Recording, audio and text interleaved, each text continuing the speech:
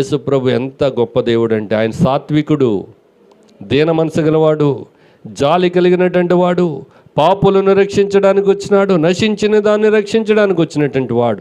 ఆయన అంటున్నాడు, అమ్మా నువ్వు నీకేం చేయను, నేను శిక్ష విధింపను. మనకు కూడా చెప్పినాడు, నీకు కూడా నేనేం చేయను, శిక్ష విధింపను. కానీ నువ్వేం చేయలే, ఇక వెళ్ళి పాపం చేయొద్దు, ఇక మీదట నువ్వు పాపం చేయొద్దని చెప్పామును పంపించేసినటువంటి వారు ఉన్నారు. ఈ రోజున మరణములోంచి ఎక్కడికి వచ్చినామే, జీవములోనికి దాటించబడింది.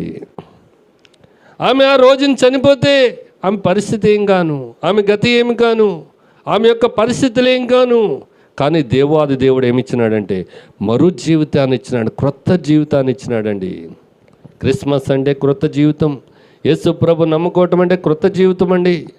యేసు ప్రభుని నమ్ముకున్న రోజు నుంచే క్రొత్త జీవితము.